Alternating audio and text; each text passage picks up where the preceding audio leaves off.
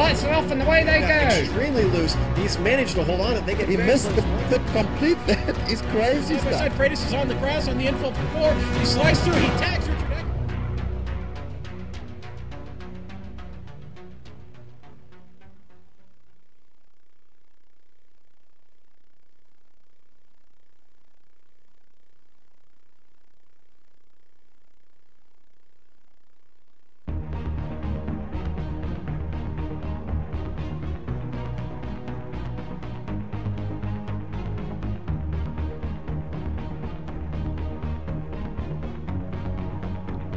Welcome to Sonoma Raceway with Route 9 in the EnduroPro series, and you're watching it live on the Global Sim Racing channel. I'm your host, Joe Meek. With me in the booth today are Daniel Winfield, Brian Horwin, and Dustin Peterson. As always, our cameras have been provided by Doug Beer and are directed by Jean-Claude Lindsay. Sonoma has seen years of classic racing, everything from NASCAR to IMSA to Indy cars. Today, one of the most competitive multi-class endurance leagues will attempt to tackle the hills of a winding street. To tell us a bit about the circuit that the drivers are about to face, let's go to Brian. Well, Joe, today's track is 2.53 miles long. Also, it's 4.072 kilometers. Today's layout, which I believe is the long layout, is 12 turns. And today's race has been reduced to a 90-minute race, so we're going to see a lot of close combat kind of racing today, Joe. Absolutely, going to be a little bit more of a sprint race than an endurance run with the time being shortened. And also, we need to worry about the championship with 9 rounds gone. We're getting into the meat of the battle here.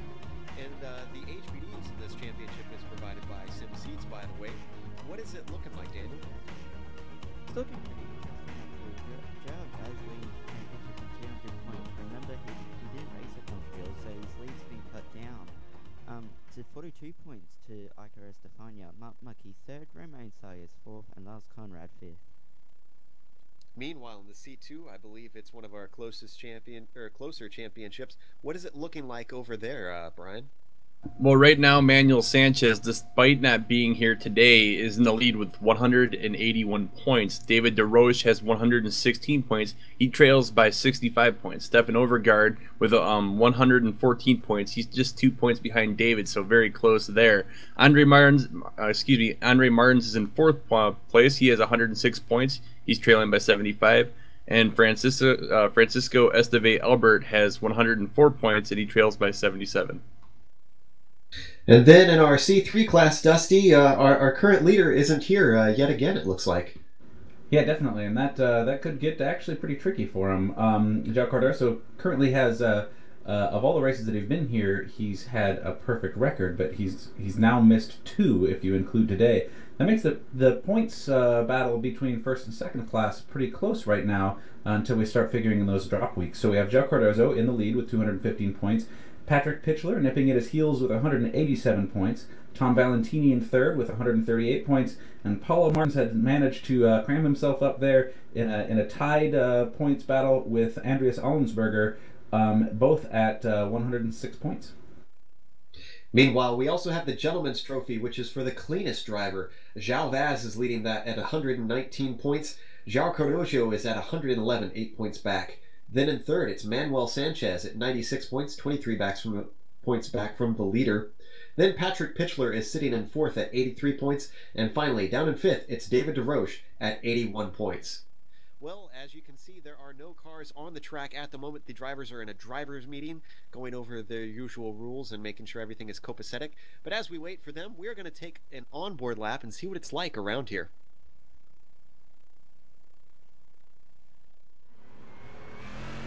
All right, Stefan Overgaard is behind the wheel of the GSRC Corvette, so let's do a lap around Sonoma. Turn 1 happens right away, and you'll be braking at the final part, so better get a stable setup. 2 is terribly blind, and if you miss your apex, you might not even know it until the horizon comes back and you're off in the grass. Then there's a little dip where we stay to the right and set up for 3. Yet again, a curved braking zone with a tremendous rise in the course. Any wrecks happening here won't be visible until you're right on top of them. Then it's a quick blast to 4. It's really easy to overshoot this corner with the downhill braking. 5 is a fast sweeper, but gotta make sure you're back to the right for the carousel. Not only does this corner go on for a long time, but it's completely downhill. Get on the gas too early, and 2 right side tires in the grass can mean a whole car in the barrier. Now we take the fork to the left and get right up next to that wall. This is possibly one of the best places to get a pass in, so expect some optimistic dives during the race. A square hairpin means you're going to have to hit 2 apexes. Drivers with a single monitor will be at a disadvantage to spot them. From there, we're now into the S's. If you screw up your line here, there's no recovering that lost time. Keep your rhythm or find yourself awkwardly trying to get the car back in the groove. Now, it's important to get the car to the left here for turn 10. This is a fearsomely fast right-hander with very little runoff. The line between brave and stupid is a thin one. Then comes the hairpin of 11. There really is literally no runoff at this corner, so blowing your braking point is pretty much a race ender. Make sure and avoid wheel spin for a good exit, and then straighten out this final kink, and you've finished a lap around Sonoma.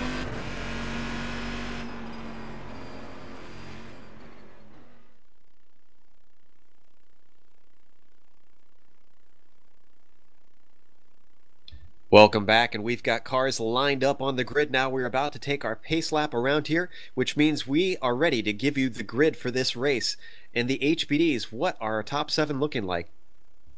So, Gervais has pulled Joe by half a second over James Rycroft.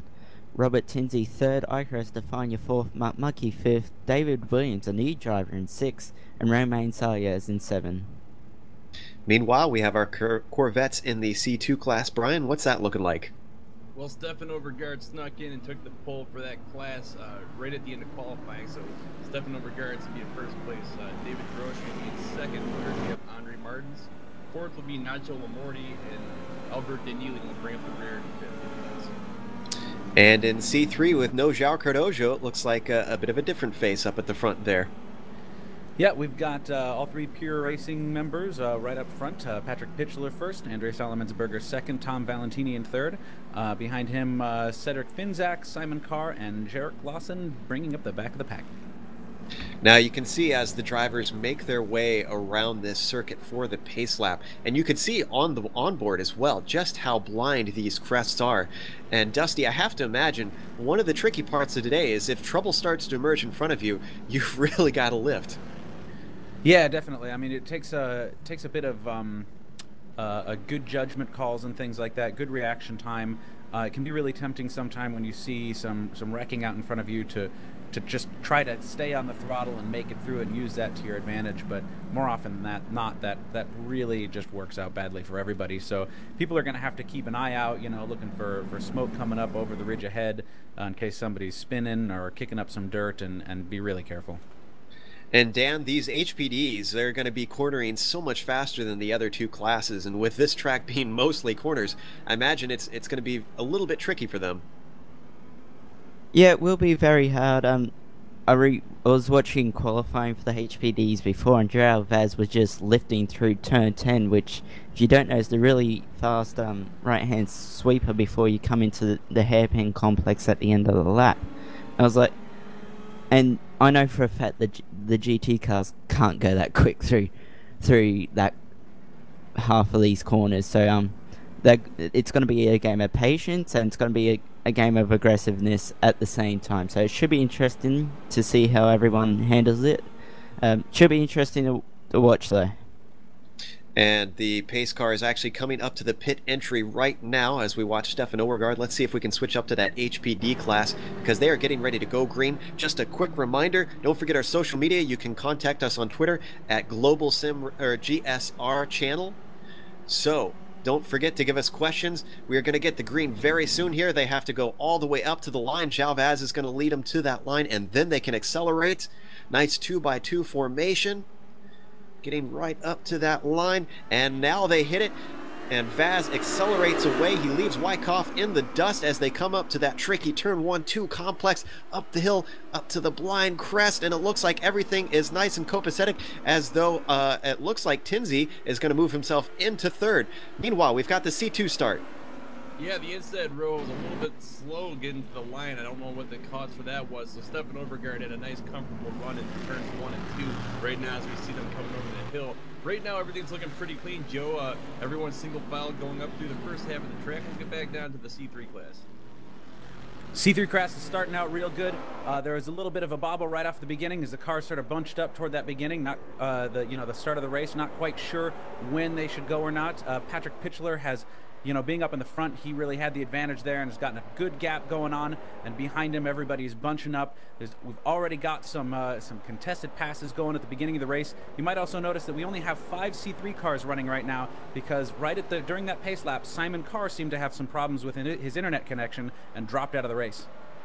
And it looks like Patrick Pitchler is making good on this opportunity. He's already starting to stretch ahead. Elwin, we've got to pass through the carousel as Allmensberger goes wide and Valentini moves up into second. Yeah, it's going to be really interesting to find out where these guys are going to find places to pass on this track. It's a very dynamic track, but of course, you know, the 12C is a very dynamic car. Almost here going for a pass again. There where Allmensberger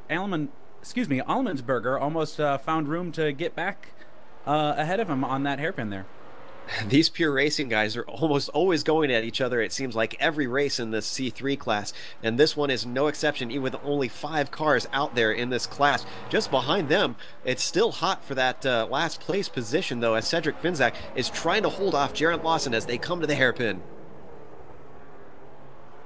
Yeah, we've got a pretty tight grouping here. You know, there's only 5 cars, but these 5 cars have been racing together very closely all season, so we could end up with a very exciting battle all race here today.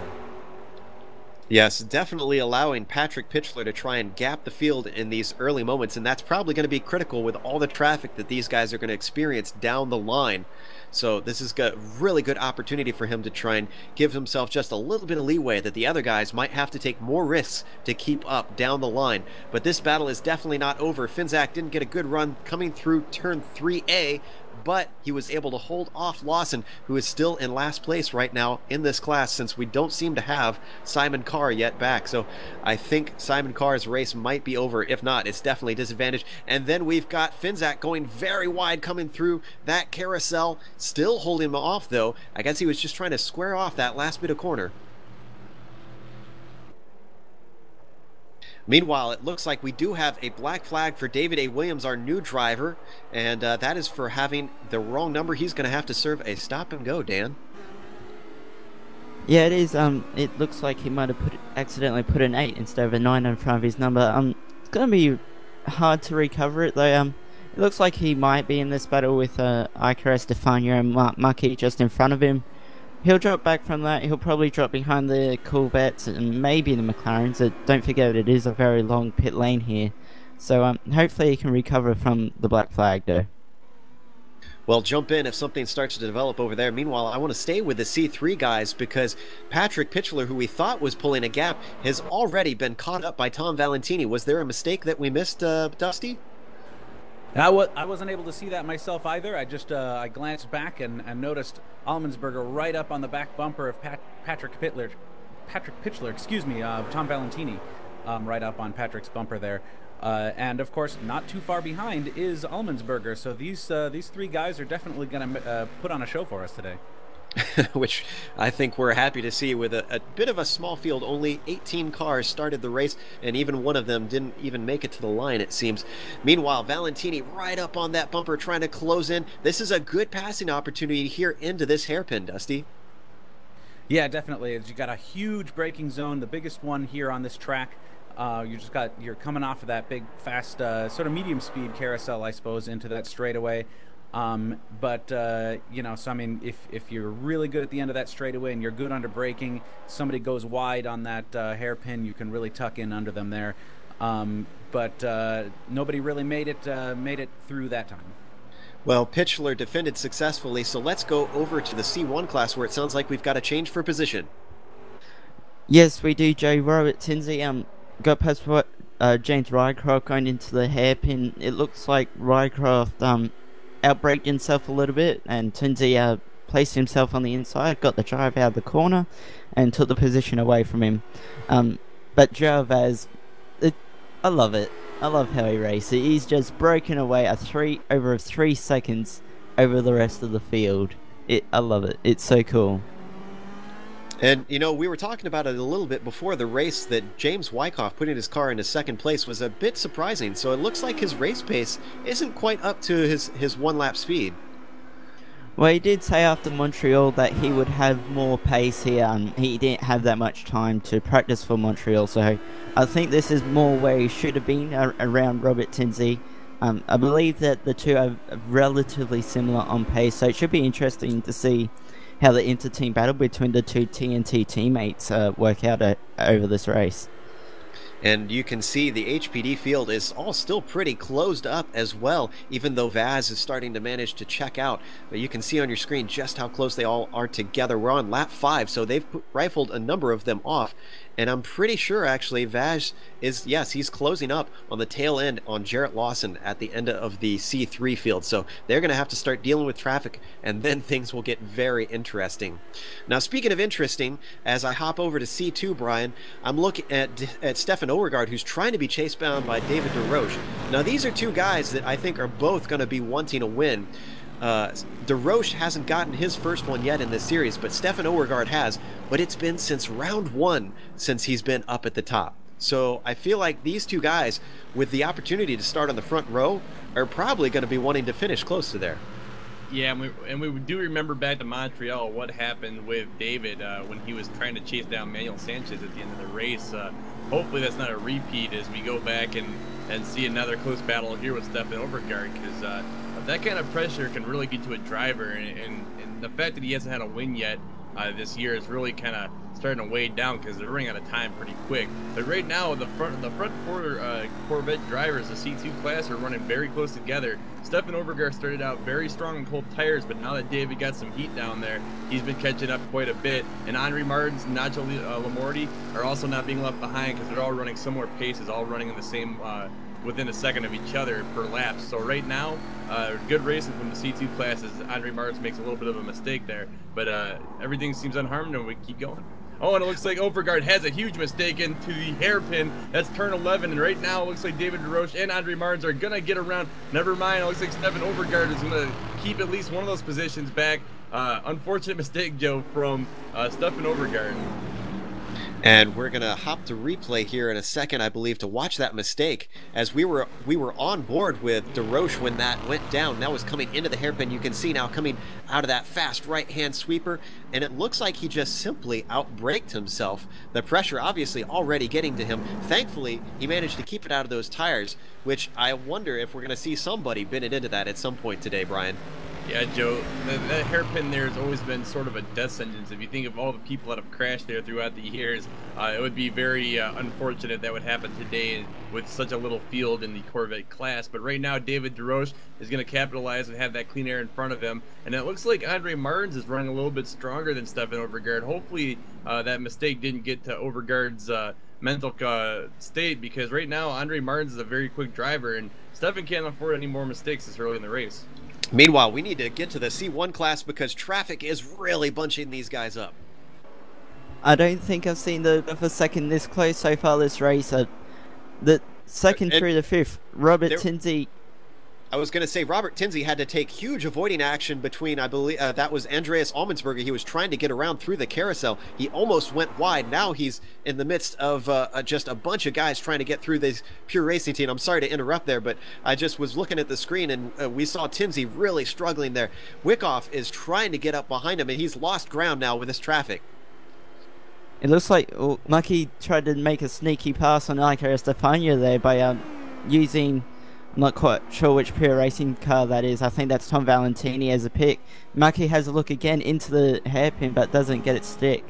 Yeah, he almost made it 3 wide there into the hairpin, which I wouldn't advise. And the C3, though, we've got a challenge, as it looks like Pitchler was trying to get... No, I'm sorry, Pitchler was defending from Valentini for that lead. That really mixed those guys up, and now they're right on top of each other. Yeah, Patrick Pitchler had to go a little bit wide there because he had an HPD on the inside of him coming into that final turn there, and so that gap being open, Valentini tried to wedge himself in there and make the pass work, but Pitchler was a little too calm for it, and he maintained some good speed, had a good exit on that corner, so he wasn't able to make that pass. I was just thinking, guys, that a little bit earlier with how close all 3 classes are staying, at least with the major portion of the pack. This is a good sign, at least for our viewers today, because as soon as they get together in traffic, everybody is just right on top of each other looking for an opportunity. Joe, Robert Tinsey just got sideways coming out of turn 6. He's only because he pulled a gap while in the traffic, he only dropped behind James Wyckoff, his teammate, and he's only dropped to 3rd, but he's under pressure from Iker Estefania and Mark Mucky right now. We're going to look at a replay of that moment, and whoa! Really sideways. He is, that was some talent there to keep it out of the barriers because he was heading right for that inside wall. Iker Estefania obviously was trying to make something of it, but just wasn't close enough. Now we're back to live as we see them head through the hairpin, and Tinsley trying his best to try and gain up that ground that he lost. Thankfully, still early in the race, so there's time for him to make up for that mistake. Yeah, there definitely is, and what I think is going to be a deciding factor and a very interesting factor in this race, particularly in the HPD class, is going to be the pit strategy between these drivers, particularly between the two TNT boys. If they come in at the same time, if they split their strategy, only time will tell, obviously. And it looks like Ramon Saez has run into some trouble as well, and I think that's in turn 4. Oof, yes, in turn 4 he had a huge blow into the barriers, and that was about a lap ago, I believe. Yeah, it looks like he's got quite a bit of aero damage. I'm not sure how long or if he can get it repaired. Hopefully he can get it repaired and just turn some more laps, turn this into a test session for the next race. Unfortunately, especially this early on in the race, that he would have to suffer that. It's never fun trying to just rifle those laps off to just try and salvage those points, and you can see on the replay him just bouncing it off those tires and tries to get it going. I guess it just wasn't good enough because I believe he took her toe into the pits. Meanwhile, that battle for first in C3 is still very hotly contested there, Dusty. Yeah, this is intense. We'll come up to the back of a corner. Somebody will get close into the back of the guy in front of him, and then have to back off, and the gap will open up a little bit. It's just, I don't even know where to call. The action is really good. Just watching from the blimp here with all 5 cars just bunched up. This is an exciting race. And you can see on your screen, up at the front of the queue, that is Patrick Pitchler with the red rims on his car. Behind him, it's Tom Valentini with the white ones. And then we've got Andreas Allmansberger with, I believe, black rims on his car. And that's how you can tell those Pure Racing Team drivers apart. They also have the same color mirrors on them. Now on board with Allmansberger, heading up into the braking of 2. You can see just how tricky it is as Allmansberger takes a look, but there's nowhere to go, but still staying very close behind his teammate, just hoping for an opportunity. Yeah, and he might get one here up in the next couple laps. One of these guys practice together all the time, so watching these guys run in a pack is really exciting because I feel like they there's almost a bit of unspoken language here between them. They know the sort of body language of how each other drives. And I'm not sure these guys might also be on the same radio channel too, so they could be talking to each other as they move around, helping each other around and stuff like that. But, we'll see. Here we go. Allmansberger looking for a pass on the inside, and Valentini there not quite making it, so he goes back wide. He's going to try to get a really good exit on this corner here so he can get a pass coming up, but he loses a little bit of time through the hairpin there. Doesn't quite make it stick yet. We were on board with Allmansberger still, and that looked incredibly close with his teammate Valentini, but managed to avoid each other. And I want to stay on this battle, so let's stick with Andreas Allmansberger here. But Daniel, you have an update on Saez? I do have an update on Saez. He has left the race, so he's completely out of the race. Also, Robert Tinsley just spun coming out of turn 7. He was coming underneath one of the C2 cars, and he's dropped about 10 seconds now. Also, James Wycroft has really closed up on Gervais. The gap's now down to 2.6 seconds. Before it was 6.5. So Tinsley struggling with his car, and Wycroft starting to really pull Baz in. And we were continuing to watch these C3 guys, and that was David Williams in that blue and white HPD that was really trying to slice through these C3 cars. He is about 40 seconds back from the leader and had that black flag early on, so that's why he is coming by so late. But thankfully, it didn't seem to screw up these C3 guys too much, as they are all still line astern. Yeah, and we keep talking about the Pure Racing guys, but our other 2 C3 entries today, Cedric Finzak and Jarrett Lawson, are not losing any time to these guys either. In that last lap, Finzak was just a couple car lengths behind Allemansberger, and Jarrett Lawson about the same distance behind him. So, we've got a five-way battle going here. I think there's only about 2 seconds between all of these guys, and that's the entire field that's still left out on the track. No, I take that back. Simon Carr is back into the race. He's kind of cycling around by himself. But let's stay with these guys because, man, just there is nothing between them. One mistake from the leader could have set him back to 5th place. Sorry, Joe, but Marky just hit the back of Vaca Estefania coming out of turn 3. And it looks like Estefania has no nose cone and a lot of rear ring damage as well. We are watching that replay now as we are seeing him come up towards turn 2, and you can see them getting backed up by Stefan Overgaard, now heading towards 3. What exactly happens? It looks like Eicher might have had to check up. Yeah, that's simply the case, and Mucky got a run here. Oh, no, maybe he didn't make contact. It looked like he was getting loose before he even got touched. I'm not sure. I think it might have been 2 things happening at the same time, because I'm pretty sure that Mucky got into the back of Eicher as well. Yeah, I think you're right. I went back and watched it once again, and yeah, he definitely gave him a good blow, and I have to imagine that's going to mean some sort of black flag for Mucky. I'll keep an eye on it and tell you when something is posted, Joe. Well, as all this is going on, Vaz currently has a 10.6 second lead last time by at the line over James Wyckoff, and Wyckoff's been having a bit of connection issues here and there, not anything serious, but I've been seeing him disappear every now and again, so he'll have to hope that he can hold that together. And we did get a black flag from Mucky, and that was for avoidable contact on lap 12. Yeah, that doesn't surprise me at all, Joe. I was expecting it. I was obviously took Mario a little bit to type it in, because that was pretty obvious. I mean, you can't put the blame all on Mucky. I mean, he wasn't probably expecting it, but still, you got to be ready for those sort of situations in traffic. Absolutely, you've got to be heads up, and as soon as he saw that Corvette of Stefan Overgaard go off the track, he needed to be aware of where everybody in front of him was going in avoidance, or just learn to lift. We're only on lap 13. We've still got an hour and 11 minutes left to go, so there could have been other opportunities. This will, however, put David Williams in an opportunity to try and make up one more position.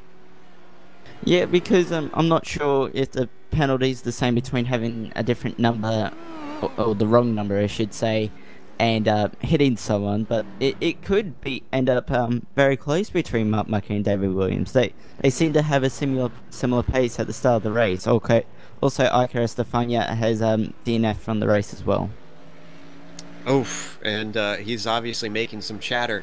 Not very happy about that one as we watch Mark Mucky go in and serve his penalty.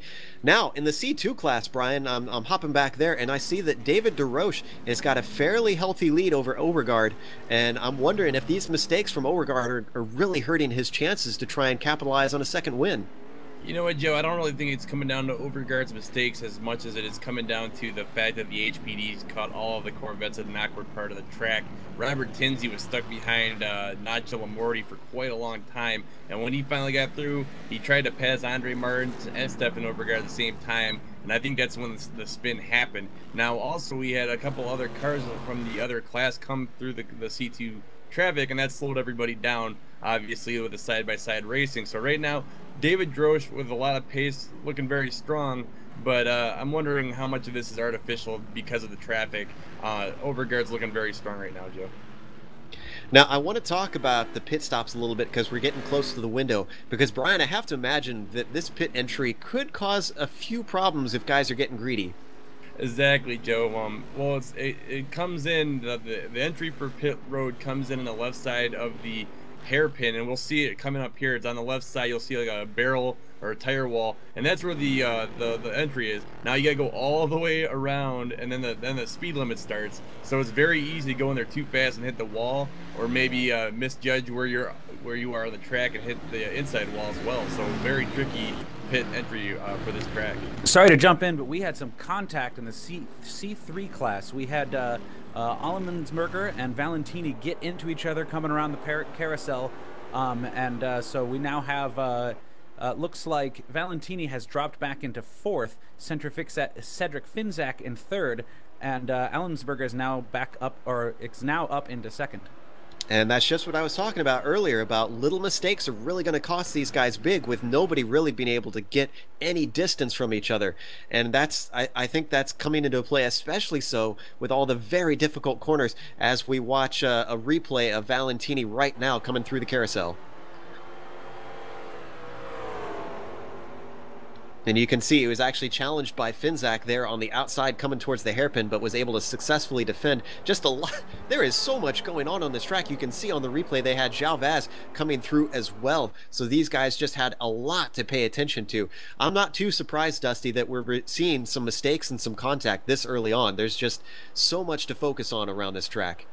Yeah, with all 5 of these guys packed together, it's going to make it really hard for the C1 class to really get through, and is making it hard for the C1 class to get through, because, you know, they can't just pick one car or another as they're moving around the track. They got a whole pack to get through. And we're getting word from the stewards there is no penalty for the contact with Tom Valentini, so those guys are free to continue to race.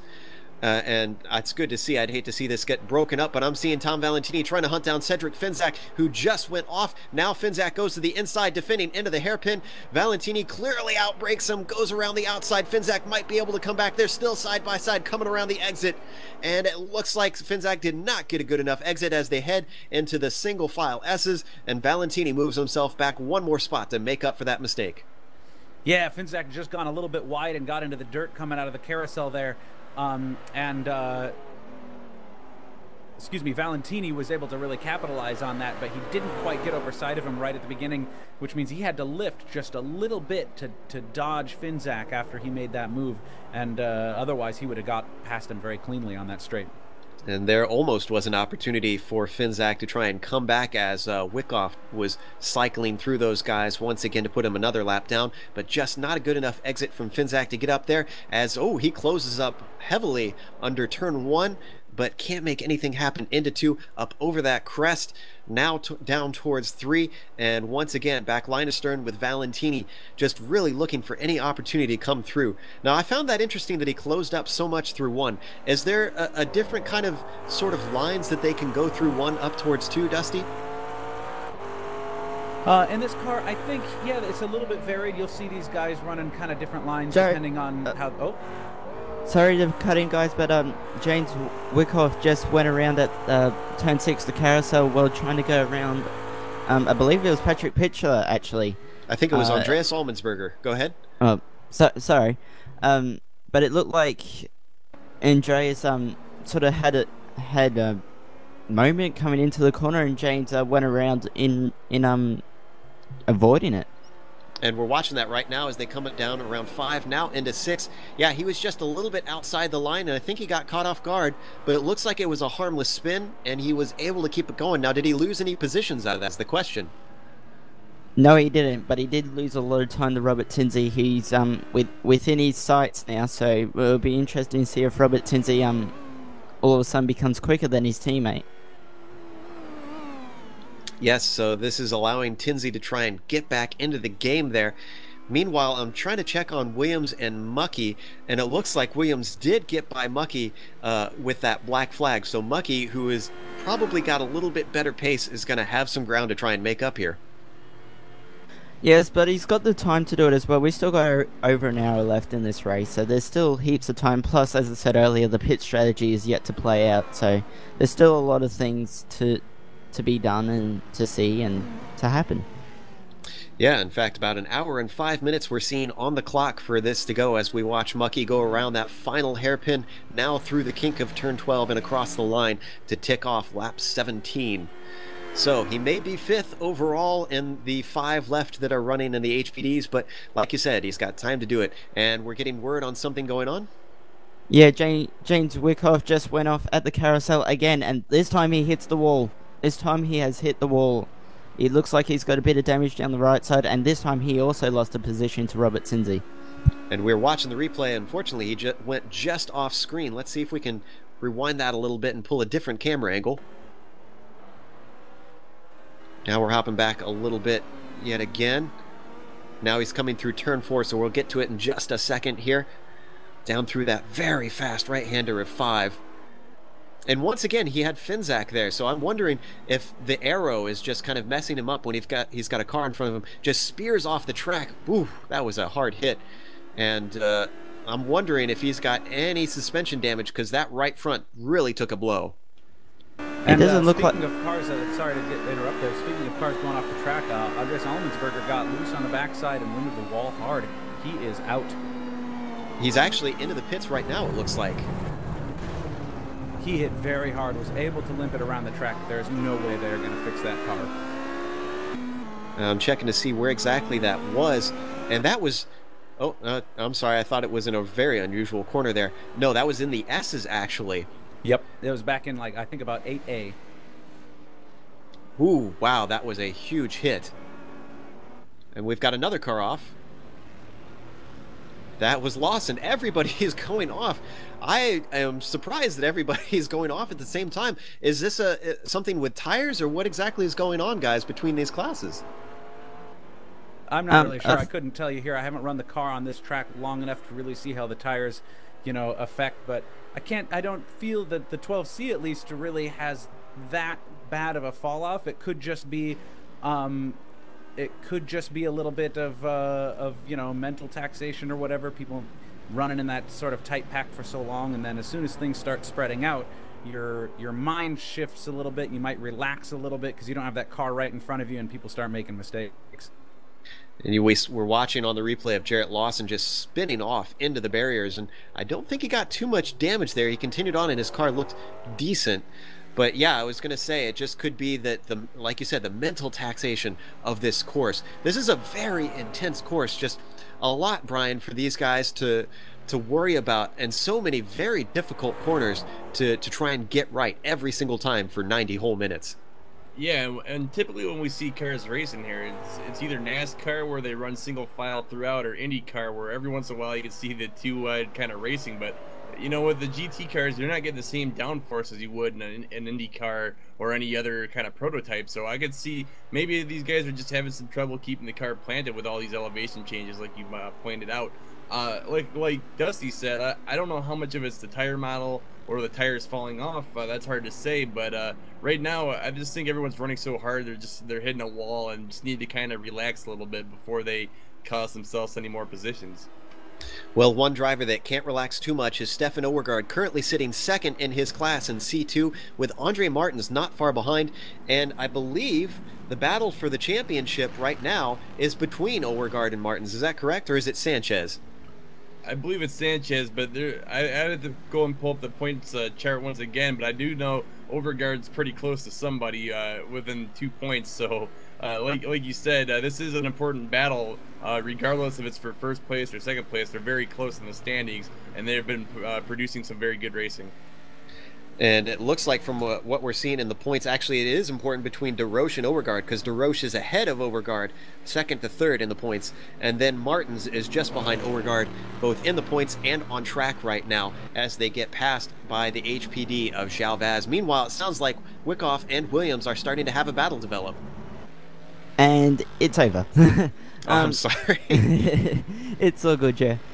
Wyckoff's obviously got quite a bit of damage to the right side of his car. His teammate David Williams just pulled up to the back of him, looked up the inside going into the hairpin, and literally drove off.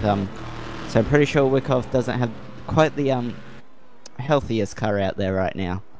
Now, we don't have that huge of a field, admittedly, but you have to give credit for Williams after his initial mistake with putting the wrong putting the wrong number on the car. Got in the right order there. He's worked himself up to third just by keeping the mistakes away in the way that Wyckoff and Mucky have not. Well, that's the thing with endurance racing. There's two things you need to do. That's be patient with the traffic and just keep the car straight on the black stuff, as they say. And David Williams has done this, and he's brought it back up to third, and he's within 8-10 seconds of Robert Tinsley now as well. And considering the gaps of everybody else, 9 seconds is not that much between himself and second place. I mean, Jalvaz has a 40-second lead, and we're only a half an hour into this race, lap 22 right now. Yeah, definitely. And Joe has got that lead simply because he hasn't made a mistake and he's been good through traffic. And we know Tinsley's been around. Williams got that black flag. Raikko's been around twice. Mount Mucky had a black flag, as well as contact with Iker Estefania. So it's keeping the mistakes down. That's how you win these races, is And by being patient. Be patient in traffic and make no mistake. And Vaz seems to have that in spades. He's proven it again and again and again as he continually dominates the races where he shows up. In fact, the only 2 races I believe that he hasn't won in this season was last round where he didn't show up, and then the first one at Daytona where he was just having some growing pains. So Vaz has come to form and just then some, you know, all that and then some. So he is really just absolutely putting these guys in their place in this series so far in this season. But David DeRoche in C2 is the one that is still looking for that first win, hoping to try and learn something from that C1 dominance. And right now he's doing a fairly good job of it, I have to say, Brian. Yeah, he's having a very strong race. He's very, very minimalistic when it comes to the mistakes he's making on the track. He did have a few tires go off every once in a while when the HPDs are coming through, but overall, he's having a very good run, and I think today will be the day that he gets his win. I'd hate to curse the poor guy. Let's hope that he can hold it off for the next hour that we've got. And the pit window should be opening by this point for these guys, so we may see some things start to pan out. We'll see who decides now is the right time to duck in as we're about just past a half hour into the race, and we watch David DeRoche work his way around that 180-degree hairpin back to the start-finish line to complete yet another lap.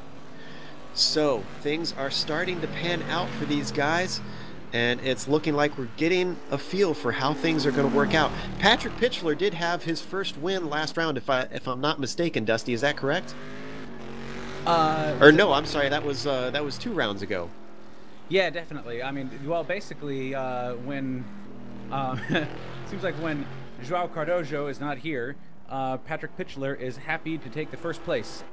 He's been doing very good. He's had second place most of the races this season, as far as I know. So that's why the points are currently so close between him and Cardoso, despite Cardoso having such a perfect record. So after this race, if Pitchler can keep this pace up, keep it clean, and pull off another win, that's going to make things tough for Cardoso. That means that Cardoso has to pull off his perfect record for the remainder of the season, as far as I know, because if he even with those drop races, if he misses another race, he might not have a chance.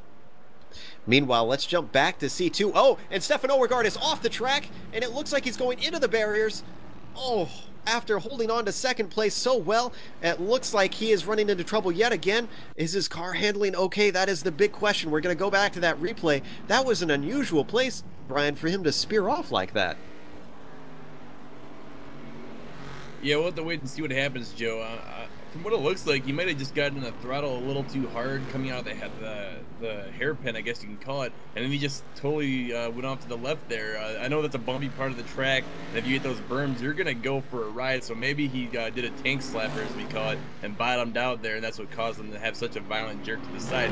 Unfortunately, that is going to cost him quite a bit of time with the pit window coming up. I wouldn't be surprised if he doesn't just go in the pits and try to get that fixed now. And what I was originally going to go back to C2 for was that Nacho Lamorte is starting to catch up to Andre Martins in what was going to be the 3rd spot, but is now 2nd. Yeah, he had a very good run. The HPDs kind of split the middle of the Corvette pack up, but now Nacho has just been putting down some quietly comfortable laps, and with all the battling going on up in front of him, they gave him a perfect chance to catch back up to Andre Martins, and well, it was Stefan Overgaard, but now he gets to sit there in 3rd place and put some pressure on Andre, maybe get a 2nd place finish today. Very wide slide as we ride on board with Nacho that we saw from Andre Martins ahead of him coming through that hairpin, but he was able to recover and square off that corner. It doesn't look like he's close enough. You'll have to break in if something happens. It sounds like we got a battle going on between Williams and Tinsley. It's not quite a battle yet, Joe, but I've been watching both Tinsley and Williams over the last couple of laps, and Williams is definitely faster than Tinsley. You'll remember before when he got past Wyckoff that the gap was about 10 seconds. It's now down to 5 seconds, and Robert Tinsley just actually went wide coming out of the carousel, turn 6, so he's obviously feeling the pressure from his teammate. Now remember, we saw something similar from Tinsey in the first round that he showed up, which was at Watkins Glen some weeks ago, and Tinsey seemed to struggle with his setup as the race went on. And the car just seemed to get out from under him after some initial speed. I'm wondering if that's what we're seeing here. Well, it is interesting. There is some left front damage on the car. I'm not sure if it's affecting it as such, but there is some damage that could be the telltale signs behind the mistakes as such of Robert Tinsey. But it is very similar, as you said, to the Watkins Glen race, probably a month or two ago now. So we'll see where they end up, but now it's down to less than 2 seconds between Tinsey and Williams. Well, I hate to jump around, but since Nacho was just a little bit closer to Martins, let's go back to the C2 to see how those two are shaping out. Yeah, right now Nacho continuing to put down those consistent laps. Right now Andre has just a little more speed, but Nacho has been a little more consistent. So I think that's a good formula for success right now. Regardless of what happens, he's in a seat for a podium finish. I don't think he's really going to have a chance for the points to chase anyways. So I think for him, just keeping the mistakes minimum will be the way to go. And we saw Andre Martins go a little wide there in the hairpin, Joe. Yeah, I was going to just say that on screen we're watching Martins go very, very wide through there.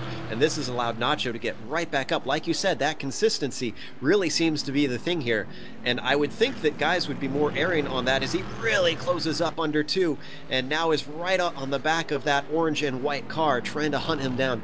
But with so little runoff around this old school style course that I would think guys would be erring on the side of caution to keep the car in one piece and on the track.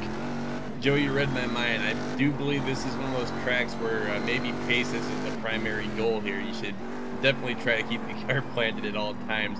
We've seen all the difficulties other drivers are having, and right now Nacho isn't really having any of those problems. So as long as he keeps running these laps the way he is, I think the traffic's eventually going to slow the guys down in front of him, and that'll be his chance to strike and get that position for second place. And we're watching them go through as we are on board Nacho Lamorte's car through that hairpin, now into the S's, and just watch how they fly through these. Probably extremely difficult, and these Corvettes, especially clobbering those curbs to try and get the best angle that you can around there. Now the long left-hand sweeper and on up into the right-hander, very fast, and as we said on the lap guide, extremely little runoff on the left side as Nacho uses all the track right up to the grass there. Now braking heavily for that right-hander, the hairpin, and it looks like as we watch it, we do have that battle going on between Robert Tinsey and David Williams now. Yeah, David. It looked like coming out between turn 10 and 11 that Robert Tinsey just pulled over for David Williams and let him by. So Robert Tinsey obviously knows that Williams is faster and that he's got the best chance of catching Jal, even though Jal's 45.5 seconds up the road. Now, I think you mentioned that these two are teammates. Do you think that is involved with that, with him moving over? Definitely, Joe. I'm sure they'll be in a separate TeamSpeak channel, along with James Wyckoff as well, because he's also a TNT driver.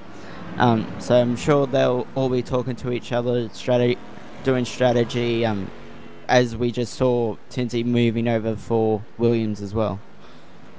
And as we watch, we now see that other battle that we were paying attention to between Lamorte and Martins, and these HPD cars are getting all in the way, and we've even got a C3 car of Jarrett Lawson getting in the way as well. And this is really putting a wrench in the works, but everybody's staying cool right now. Line astern once again through these S's. Going into that hairpin, it looked like Nacho had just a little bit of a bobble. A big moment for Martins.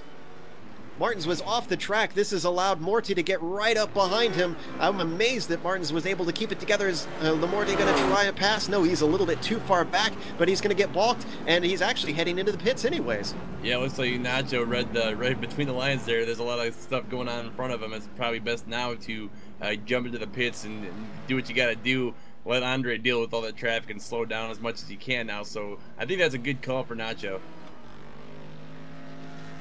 Yes, definitely. As soon as you get caught up in a lot of traffic and you're battling it out, especially if you think you've got better pace, you might as well try to jump him in the pits.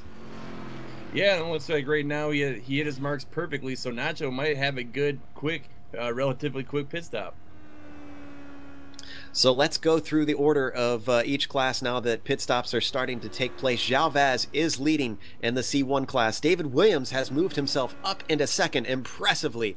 Tinsey is sitting in third. Wickoff is sitting in fourth, and Mucky is still in fifth, trying to cycle around for laps. Meanwhile, what does it look like in C2? Right now, David DeRoche is leading. He has a dominating run today. Andre Martins is in second, despite having that little mistake. Right now, Stefan Overgaard dealing with that damage. He's in third. Albert Danielian is a little ways back. He's in fourth. And right now, Nigel Lamorte's in fifth, but that's because of the pit stops. Pretty soon, it'll all shuffle once again when pit stops cycle through. And Dusty, C3 has been a little bit unpredictable. What's it look like right now? Things have now spread out quite a bit. Patrick Pitchler has a very comfortable lead. Behind him, Tom Valentini. Cedric Finzak is another ways back. And Jarrett Lawson back in fourth. Simon Carr is now back out circling the course, but he's about 4 laps behind the rest of the C3 pack. And we've got 1 car out of the race, and that is Andreas Allmansberger from that tragic spin he had into the wall earlier on. And he's actually still sitting in the pits, so he's trying to get his car fixed, but he's 12 laps down. In fact, 5 laps behind Simon Carr, the next closest vehicle in his class. I think at this point, he's just hoping that something might happen to Simon and he can just get at least 1 more spot. Yeah, maybe. I mean, it's hard to say. He took a really, really big hit. He barely even made it back into the hits. I don't, or the pits. You know, it might just be he's just seeing what happens, you know. Might as well, you're out of the race, might as well hang out into the pits, see what they can do to your car. I'm watching him in the pits now, and they just got his hood back on, as far from what my sim could see. So we'll see. I don't know. It'd be kind of neat to see him come out and do a few more laps, just for, you know, the sake of being persistent, if nothing else. But unless somebody else wrecks out, I don't think he's probably going to be able to pull this one out. Highly doubtful, and it's sad to see for Allmansberger, who's been one of the top runners in the series all season. So this will be a hit to his points and his hopes for placing in the top 3 in the championship. So pit stops are starting to take place, and things are starting to get a little bit shuffled. We are going to hop away to a quick break as cars come in and employ their pit strategy, but we'll be back in just a moment and give you an update on how things cycle through.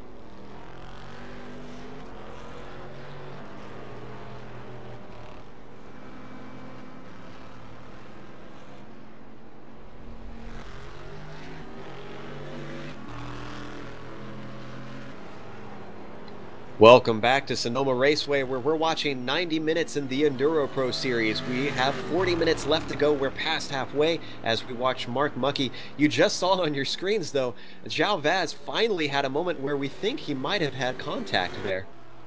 Yeah, he was just coming past Patrick Pitchler on the hairpin. Oh, excuse me, what was that? And João Vaz might have had contact with something else. We're watching that replay right now. Oh, just barely avoided it from what I'm seeing on my replay. We're going to see this in just a second. This is coming up towards turn 1, coming up behind Cedric Finzak. Just lost the air off the car. So, oh no, he got surprised by the braking of Finzak. Wow, you can see incredible recovery in that corner. Just kept it out of the wall. He was just a couple feet away from that thing and losing control. I'm amazed that he kept out of that. We're on board yet again.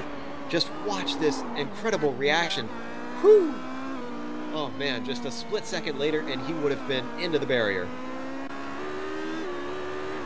Yeah, that was a bit too close for João Vaz, but we have been waiting for João Vaz to see if he makes a mistake or not, and I'd call that a mistake. I mean, he should have predicted where the C3 car would have braked, and I'm not sure if that's going to affect his car now. He's not pitting, so I'm assuming he feels that the car's okay.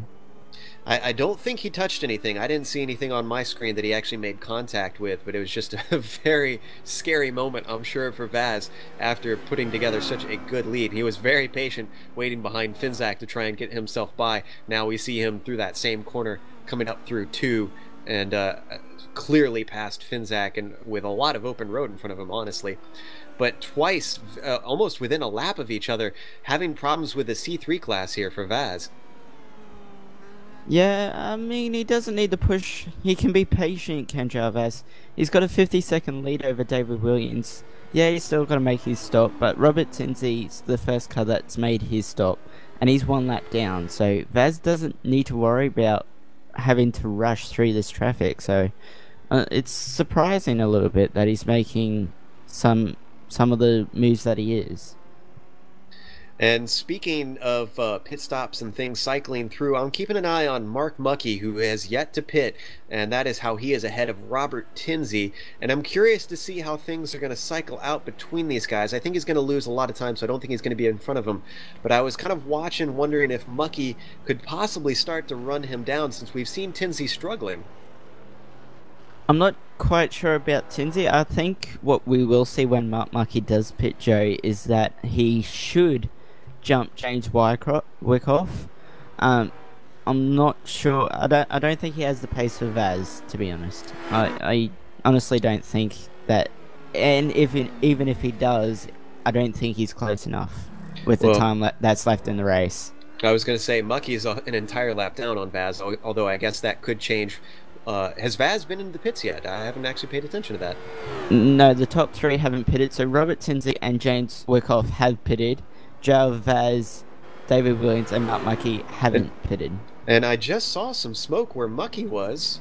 That was coming up through turn 1. What happened there? And that was Finzak spinning, actually, up in turn 2. Yeah, I didn't quite see, because I was watching Mark Mucky along with you, Joe. I'm not quite sure what happened to Cedric Finzak there. Looks like he just got a little bit loose going into the corner. The car came around. He was able to get it pointed back in the right direction. Didn't lose any positions, not in his class or even overall. I'll be honest, Dusty, that's an incredibly easy corner to do that in, because it's a very high-speed left-hander, and it's uphill, and you're getting ready to try and brake for that corner that's already a blind corner. So it just kind of compounds everything that you don't want in a corner into one.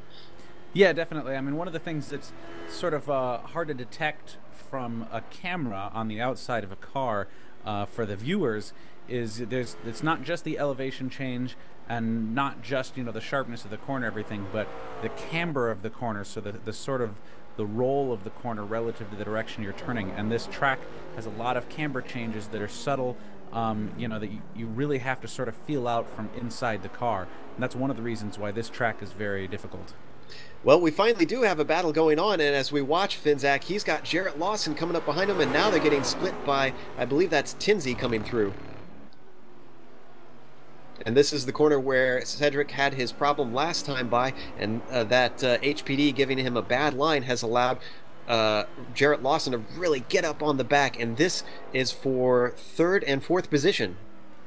Yeah, definitely. He's right back. That spin definitely didn't do him any favors, and now he's got to hold his position. He's got to defend. We'll see how he defends coming into the carousel here, because Jarrett Lawson is charging ahead on him, making a lot of move here as they enter the carousel, and Sid Finzak goes wide, allowing Jarrett Lawson to peek into the inside, but he manages to rein it in and get back to the inside before he can move through. But it looks like here Lawson has an excellent run coming out of the carousel. He's going to get up beside him, but he's on the outside going into this this tight turn here, so he's not going to be able to make a move unless he can get a really good exit here and try to take him into the S's. But it's a very difficult position here because you just about have to have the inside line. It's very easy to defend. Wasn't quite in the right position to get that over-under, but he's still all over the back of that gray and black car in front of him, and just look at him trying to find a way past, now heading through the fast right-hander. Now they're up to the braking zone of 10, and he starts to drop back, unfortunately, from the airflow that was coming off of Finzak. Finzak once again going very wide and just absolutely gets that corner always wrong, and but it isn't going to allow Lawson to try and get a look in coming down the front straightaway. Let's see if he can get another run coming up towards 2. Yeah, definitely, and it's going to get tricky because we have a Corvette coming up behind these guys, and if he tries to assert himself and make it through while these guys are battling, it could end the battle real quick. But on this track, the Corvettes really aren't much faster than the 12Cs, maybe only like about a second per lap, so that might not be an issue here for a while. And that is Albert Danielian that's looking for a way by. Meanwhile, let's stay on this battle, but it sounds like we have an unfortunate drop-off in the HPD class. Yes, Jay. David Williams has unfortunately disconnected. He's connected back up now, but we do know that he was having a couple of what we call blink-ins and blink-outs. It's a shame though, because he was in a good position, and I reckon he could have finished this race in second. So unfortunately, that's one more driver gone in the HPDs of a class of only 5. Or I'm sorry, we started with 7, but we were down to 5, and now we are down to 4. So it's going to be a little bit difficult to be off the podium at this point as we continue to watch Cedric Finzak work his way around that course. And I have to admit, I really am enjoying Finzak's paint scheme on that car. Very nice little slick looking paint scheme with the black and blue and gray that he's got going there. Yeah, definitely. We've got some good looking cars going around the track today, which is nice. I love that iRacing allows you to do your own paint configurations. It's really good for for the broadcasting and everything like that. Everybody gets sort of a nice, unique look. It makes it easier for us as commentators to point people out, but then people can also they can work with sponsors just like in real life racing. That car with Cedric Finzak, you'll notice he's got the Play Seat logo right on the back of his bumper there. Just makes it for a very colorful race. And Danielian has worked his way between those two cars. You can see that red and white Corvette trying to catch up to Finzak now and get him out of his way. But you can see the difficulty with a whole lap for him to try and run him down. He isn't able to. That's just how close it is between the times of these cars, despite the power advantage that these Corvettes have. Yeah, I mean, you could see going through, there's bits where the Corvette is definitely faster, but there's also bits where the Corvette is definitely slower. One of the reasons that Lawson is a bit further back now is, that Corvette got past him right before the S's, and then you could tell that Lawson was definitely waiting, having to hold back for the Corvette through those really curvy parts of the course, because the 12C handles that part of the course very well. It just doesn't have the power to hold up on those long straights. Meanwhile, we are on board with Danielian coming up towards the start-finish line. Is he going to try and take a look? Yes, now he's looking on the inside, and this is putting Finzak at the position he doesn't want to be. Almost slight contact there coming through 1, but I think they got away clean, and Finzak was held up just a little bit, but no harm, no foul. Yeah, that was a very good pass for Danielian. I'm surprised he actually didn't touch him, to be honest. I know the Corvette does take that corner just a little bit wide, so that was a very good drive from both drivers to not hit each other. And what's the status of David DeRoche? Because I heard him spin out behind Jarrett Lawson while you guys were talking about that. He spun out and went to the wall. We'll go back and get a replay. Oh, yes, he did spin. I actually just now caught it in one of my camera angles, and he's coming through turn 1 and 2, it looks like, and just goes wide and spins really hard into that wall back end first. So I think he might be able to keep going. Joe, what did you see? Yeah, I was looking at the replay on my own, and we're watching it now on the screen. You'll see it as he comes across the start-finish line up towards 1. Once again, it's that very tricky turn 1-2 complex. Just comes in a little too hot, gets sideways, and that's it. There is just nothing to slow you down. Backed it into the barriers. He's got a bent wing. He's got to hope that he didn't damage his suspension, because that was a fairly good hit backing it into the wall. He's able to get going, but he had a fairly decent lead over Andre Martin, so I think he's going to be safe. You know, Joe, I'm wondering if he didn't bottom out right there. You could see that he was trying. He obviously went in too fast, first of all, but he tried very hard to slow the car down and get it turned in. And then, you know, all of a sudden he snaps left and right, and then he's into the wall going backwards. So, again, I'm wondering if these setups are just a little too low for this track this week.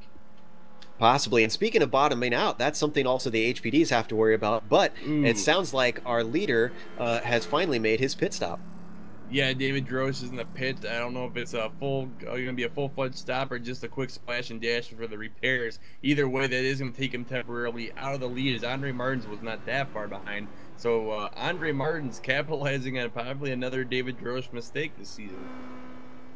As well, our HPD leader also has made his pit stop. Yes, he has. Joe Alvaz came in, did his normal stop. I was a bit surprised though that he managed to go as far as he did. Almost an hour on a tank of fuel. I thought the furthest you can do was 55 kilos. Go.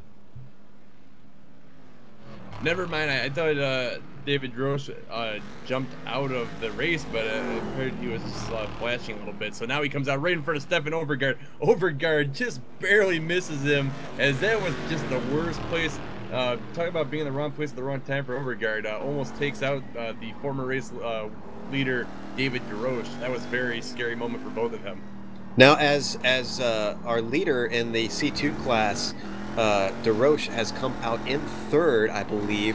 Have the two cars in front of him pitted already. That would be Martins and Lamorti.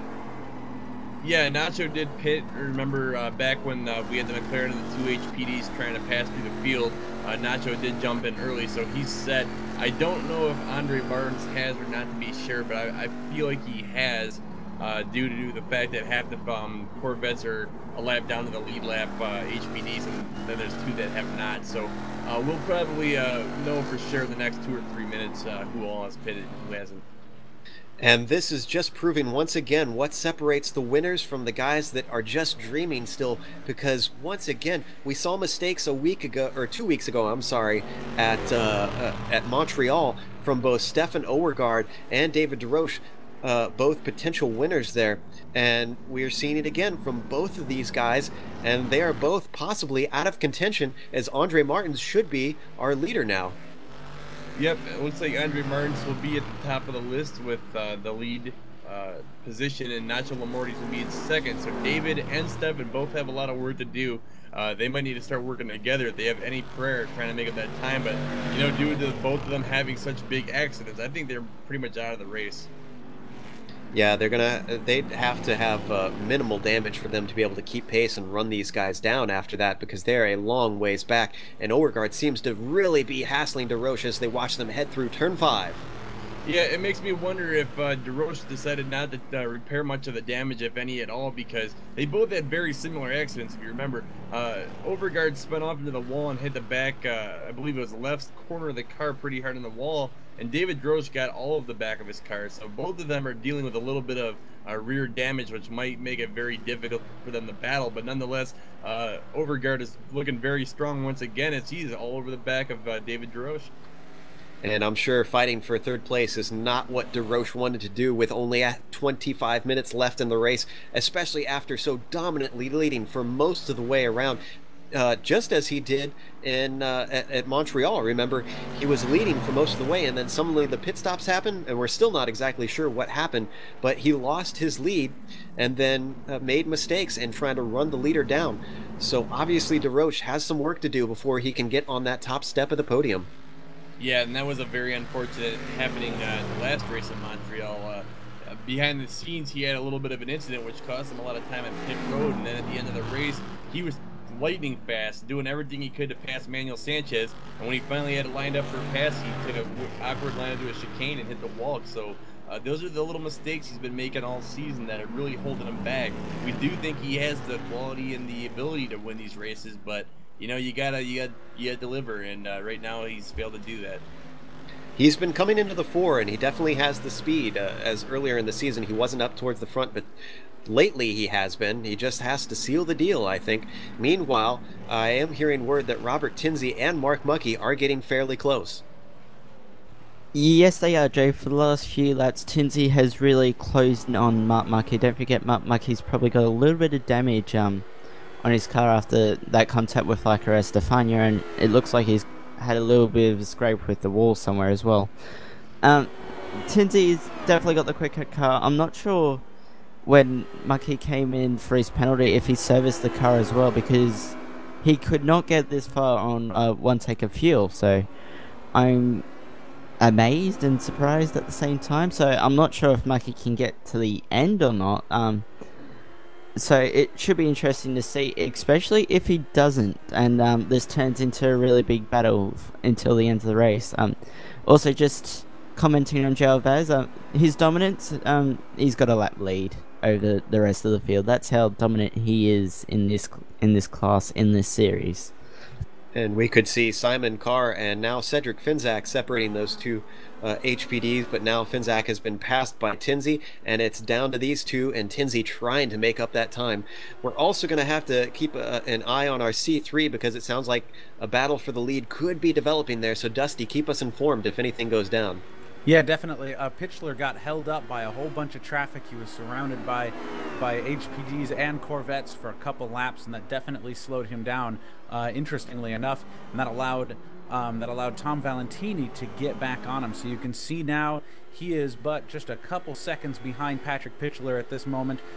They're running pretty close in lap times at the moment, so over the last couple laps he hasn't made much progress, but all it just takes is one little mistake for Pitchler or a couple really good laps by Valentini to close that up, and then we start getting into battle territory again.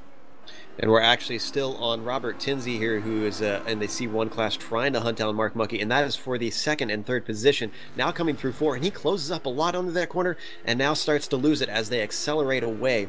Now, where are you seeing that Tinsley's strengths are, Daniel, over Muckey as he tries to close this ground? Well, he looks pretty good through somewhere where you need a lot of downforce. So particularly the S's, turn 10 as well. He does take, I've noticed, because I was watching this in qualifying as well, he takes a very weird, well, I'd call it weird line through the hairpin turn 11. He sort of turns it in a little later than everyone else, and then shallows out the corner exit, which it does give him a better run onto the straight. It's just something that I've noticed. In fact, Muckey ran a little wide through 10 there. Tinsley's definitely close enough to have a look into the hairpin. He pulls out. They got very close there. I think Tinsley's got the mood done though on Mark Muckey. Oh, it's not over yet. Muckey's trying to come back, and he's got the inside on these left-handers up across the start-finish line. This is going to slot Tinsley behind him. Tinsley's not giving up. He's looking around the outside, and he has to give up. Just no grip out there as they come up to two. And it looks like he was trying the over the crest. Just not enough grip there once again. But Muckey is very much under threat. He definitely is, Joe. And we know the aero drag... or the aero effect, I should say, of these cars when in dirty air. So Tinsley's going to be struggling for front grip right now and rear grip. And also, we know this place is very hard to pass, and we know Tinsley's aggressive, so this could get interesting. That was an excellent attempt into the hairpin, but could not quite pull it off. This is another good place to try and make it happen. He's relatively close, but not close enough. Would have been a bit of a dive bomb there. Oh, and look at Mucky trying to square off that corner. Absolutely chops off Tinsey, and that gives him a good run down through the S's. It was interesting watching into turn 7 there how Mark Mucky turned it in just a little earlier than he probably normally would, just to sort of defend his position over Robert Tinsey. Tinsey's close enough. He's going to have another look, but he's not quite close enough. Oh, is he going to stake his nose in? Does he get the drive? No, Mucky's got the drive coming out of turn 11. I think Mucky knows as long as he gets a good run and has that outside line out of 11 that he can hold him off. This time he's doing the same thing, and Tinsey once again has to slot into line. Just can't quite get it up outside there. This time he almost gets the over-under. Just cannot get the power down. They were so close there, and I don't know how they're not making contact. Tinsey is right on the back of Mark Mucky. You were not kidding when you said he was aggressive, really not afraid to get that car close up and get some hard racing door-to-door between these guys, but just can't get it done. Now they're into the carousel. If I was Tinsey, I would want to try and square this thing off and get myself a run down towards the hairpin. And that's exactly, and he's gone off. He's gone wide, he squared it up. I did feel he got on the throttle a little too early there through turn 6, the carousel. Now he's going to he's dropped back a little bit, but Mucky went very wide through 7. So he's got to make the ground back up, does Robert Tinsey, but there is a Corvette up ahead that he could use to his advantage. Mistakes from both drivers, keeping it nice and close with only 20 minutes left to go, and Tinsey has a huge moment through the S's, but gathers it together and keeps it out of the wall. It looked like he got a little high on the curb there, and the curb unsettled the car enough to get it sideways. But he closed in a lot on the brakes for the hairpin there on Mark Mucky, did Robert Tinsey. Yeah, I'm pretty sure Tinsey's faster though, so he should be able to catch back up to Mucky. And I think that was helped by Albert Danieli in that Corvette that we saw as we watched from the back of Mark Mucky with Tinsey trying to close back up on him up through turn 2 now. And things are just being held together by traffic and mistakes from both drivers. These guys are really anxious to try and get to that second spot with nothing left to grab, with Jalvaz a whole lap ahead of both of them. It does look like Tinsey's getting closer to Mucky, especially on the braking, so I think Tinsey has a bit more confidence on the braking, particularly through the first part of the lap. He's taken a bit of a wider line through the carousel. And I hate to leave this battle, but Tom Valentini is all over the back of our leader, Patrick Pitchler, in the C1 class, or C3 class, I'm sorry. Yep, he made it happen. Just like I was saying, he just took a little bit of a mistake from Pitchler, and he was able to catch back up. Now, hilariously enough, Andreas Allmansberger is also back onto the track, and even with his damaged car, is running reasonably fast laps, and so the 3 of these guys are now back together in a 3-way pack. Now, I don't think Allmansberger is going to be challenging these guys, because they've got a real battle for first going, but it's just sort of amusing to see them all back in the same place. Yeah, in fact, Allmansberger is 12 laps down from those guys, so he is definitely not in this battle, and I'm pretty sure he is just going to hang back and let them battle it out. And I'm sorry that we had left the HPD class, because it sounds like the pass has now been made. The pass hasn't been made as such, but Mucky has come into the pits. I didn't think you could get it to the end of the race, so this should be just a splash and dash to get him back out, and he should jump Wyckoff in with this pit stop. So let's stay with this battle for the lead in C3. Pitchler still has Valentini less than a second behind him and trying desperately to try and find some way by. Squares off that hairpin, now heading towards the S's. No way through here. Got to go single file. Yeah, definitely. It's far too easy to defend here. You know, even if you had a good run, you'd have to end up on the outside. And, you know, I mean, the best thing you could maybe do is get on the outside for one to end you up on the inside of the other. There's just not enough room to make it work. However, these guys are coming up to turn 11, the backside hairpin right before the front straight. We'll see if Tom Valentini has something. He stays nice and wide so he can get a good exit. He's peeking to the inside. He gets a little squirrely on the exit, spins up those rear tires a little bit, so he loses probably just about 100th of a second there, but he's back in the draft. Unfortunately, this isn't much of a straight, so the draft isn't going to hang him up very much, but I hear a car coming up from behind them, so we'll see if that's going to slow down this battle. And that would be Wyckoff in the HPD class who's coming up. And now it looks like Valentini's trying to look around the outside, coming into 3. There's no way around out there. Wyckoff is trying to be patient as he's actually got another car behind him, and that is David Williams. I'm not sure if that's for position or not.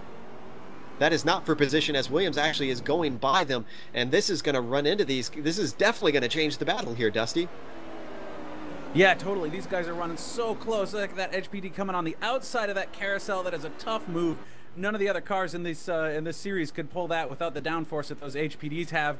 But here we go. Valentini has a good run on Pitchler, but he has nowhere to go because he goes 3 wide into this hairpin here, but doesn't quite make it. You just got nowhere to move there. No good lines. That was brave stuff from Valentini. He almost sold Pitchler a dummy as he was looking at the outside. Then he saw maybe with the HPD he could work a pick here and just almost squeezed it in there, but just, I think, wisely backed out of it. That is a gutsy move. He's still got a little bit time left. If he has the pace, 15 minutes left to go to try and get the win in the C3 class. Yeah, he was pushing super hard here. I don't know if Pitchler's maybe pushed too hard earlier in this race, and his front tires are maybe washing out a little bit, so he's pushing a bit, but Valentini is just having no trouble getting up right behind him on almost every corner. Here is just a little bit of gap opens up between them as Pitchler gets a good run out of that back hairpin, but here we go back in towards turns 1, turn 2, Valentini closing up again. As they move in towards turn 3, again, he doesn't get a very good launch there, so the gap opens up a little bit. We'll see what happens as they move in towards this carousel, if he can make a move on this next passing zone. Now, interestingly, coming up behind them, we can kind of see Stefan Overgaard and David DeRoche. And Overgaard had somewhere along the line gotten by DeRoche for that 3rd position, but this is a faster class. So once again, we have things that could throw a wrench in the mix. Yeah, again, they're faster, but it's really, it just depends on where you're at. You know, I mean, they get get ahead of these guys, and then immediately after getting ahead of them, then they have to spend some time in those S's on the backside of the course. Or I believe the 12C is actually faster than the Corvettes. So if one of those guys gets between them right on this section of the course, then it can actually slow the guy behind up. And that's what broke these guys up in the first place. Now, they weren't able to get past there, so maybe they're going to try to make the next move up on the next part, but here we see Pitchler has been able to open that gap up on Valentini a little bit, so it might not be quite so much of a desperate situation if those Corvettes try to get past. And Valentini is really pushing that car as he got squirrely coming out of turn 10, and that is a bad place to lose it with really nowhere to go on either side. Well, when Stefan Overgaard has a moment himself and has lost acceleration, DeRoche has got to run. He's on the good side of the track as he comes around the inside. This is going to be a position back for DeRoche.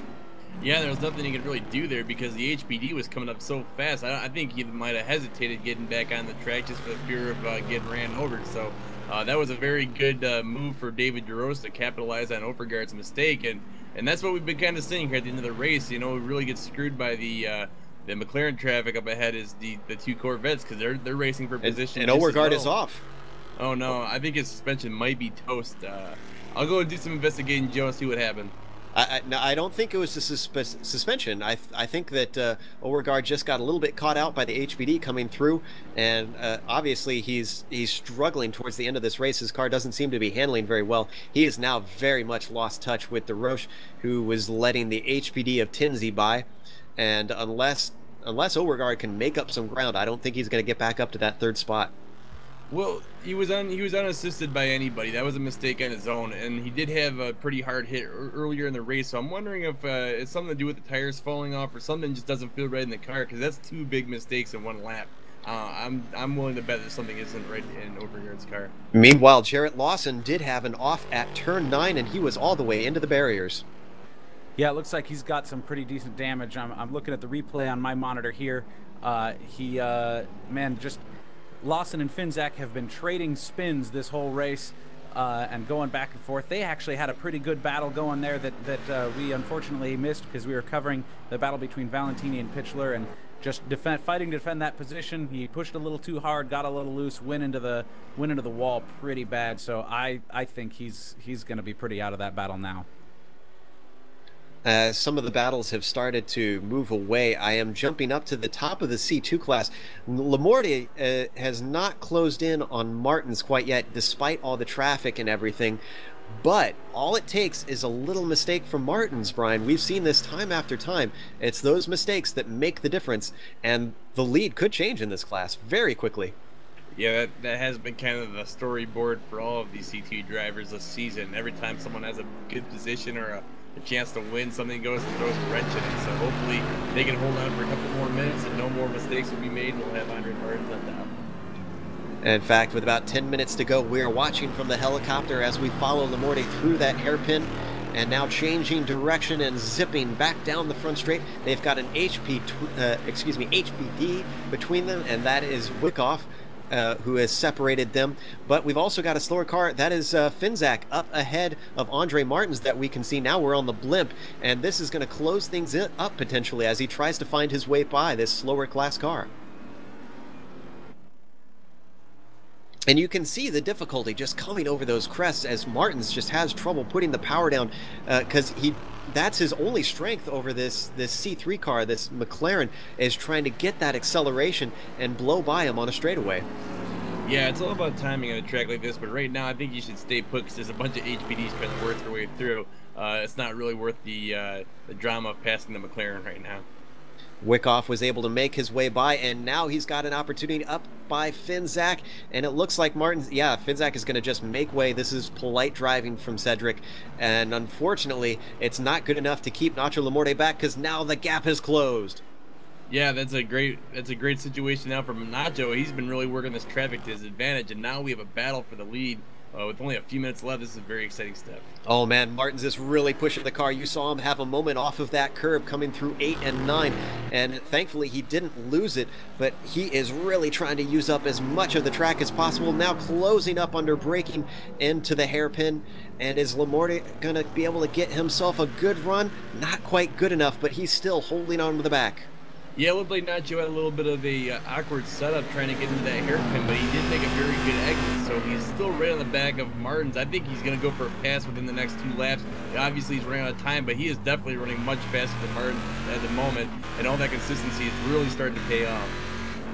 In fact, they only have about 8.5 minutes left to go, and it looks like by the timing of their laps that they are looking at roughly 5 more laps, so he's not going to have too many opportunities to make this happen.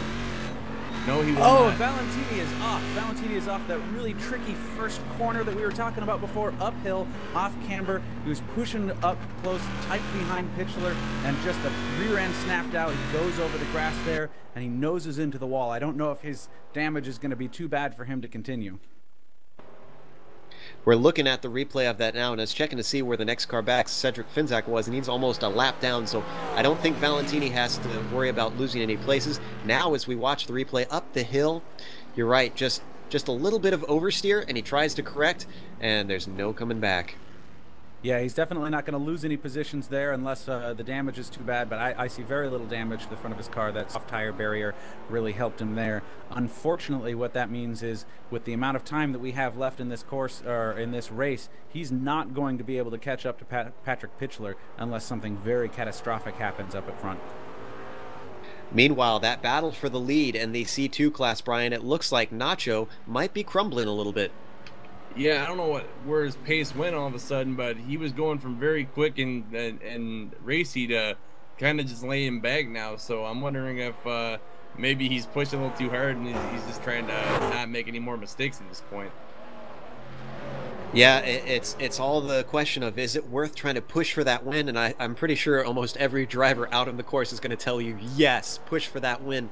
There's nothing else for him at this point. David DeRoche is a ways back unless he has a huge shunt that Nacho Lamorte is going to want to try and push that car and see if he can close that gap up to Andre Martins. At this point, Martins is starting to put the afterburners on, and I think he's got some clear track in front of him. Yeah, he's got a ways up. There's no other slower class in front of him for a long way. So now at this point, it's between these two guys to just try. And they've only, I take that back. They do have Robert Timsey coming up behind them, but other than that, there is not much to interfere with these guys. It's all down to who can push the hardest.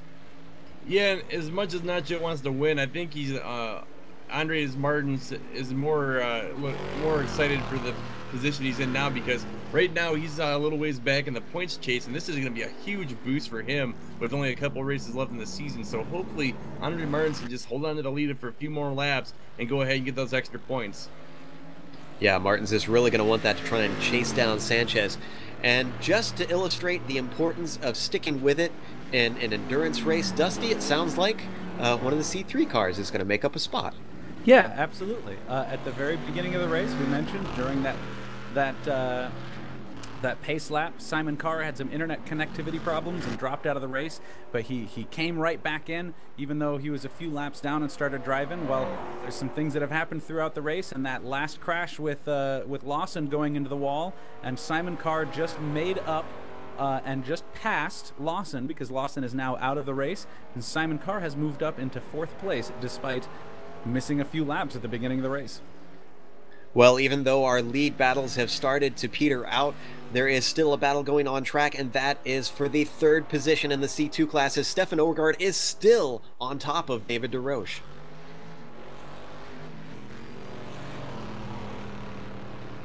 You can see him on your screen now in that blue and white AMS Corvette, trying to hunt down the white and black car of David DeRoche in the 3rd position, now heading towards that hairpin. These two have just been at it for most of the race, it seems, Brian. Yeah, they have been at it for quite a bit, Joe. Sorry, I got a little bit of background noise, so I'm going to bow out just for a few seconds here until it is resolved. And we're going to continue to watch this battle as these guys try and resolve it with about 4.5 minutes left to go.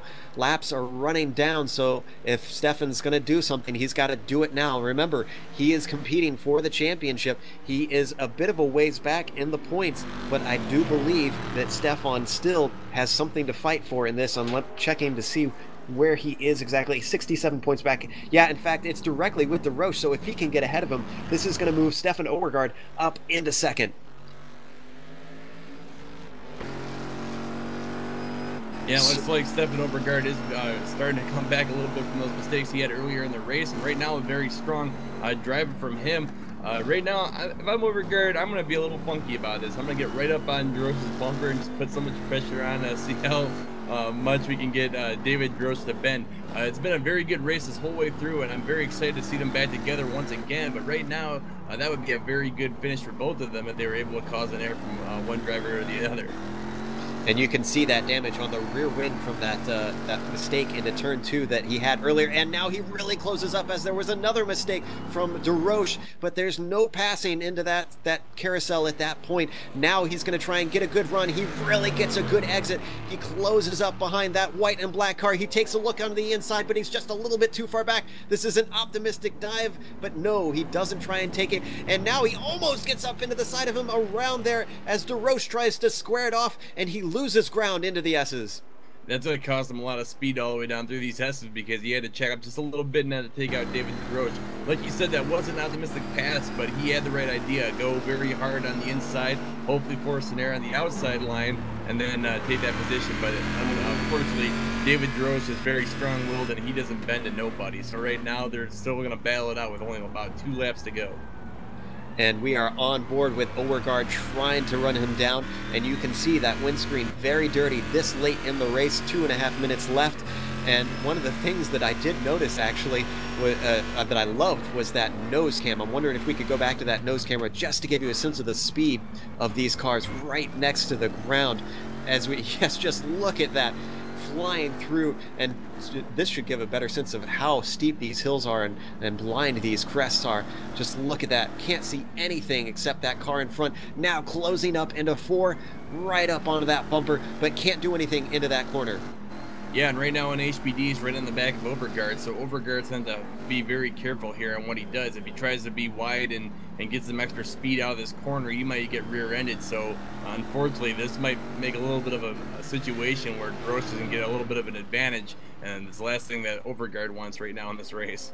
And this is our leader, João Vaz, in the HPDs, as he doesn't actually get by Stefan Overgaard, who is trying to pull over to let him go. This is compromising Overgaard's line, who is losing ground now.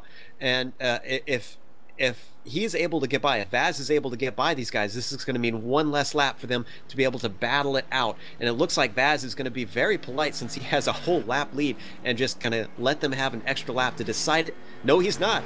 I'm sorry, Stefan Overgaard actually lifted, and he is going to blow on by, and this is going to mean one last lap. He's going to have to hope that he gets by these guys here before this is all over so that he doesn't absolutely separate the battle. Yeah, hopefully the battle's not broken up for too long right now, but that is very polite racing. Overgaard did the right thing in theory, but at the same time, that might have cost him his only chance. Right now, Overgaard has a mistake. He's off.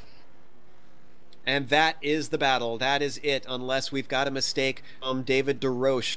We do have the white flag, and now we see Simon Carr off on the side, so he is not really going to lose anything as well. But João Vaz does have the white flag. This is it. Final lap after 90 minutes around Sonoma. Yes, it is, Joe, and very dominant performance from João Vaz. He's got a lap lead over Robert Tinsley, and then 2 laps over Mark Muckey and James Wyckoff.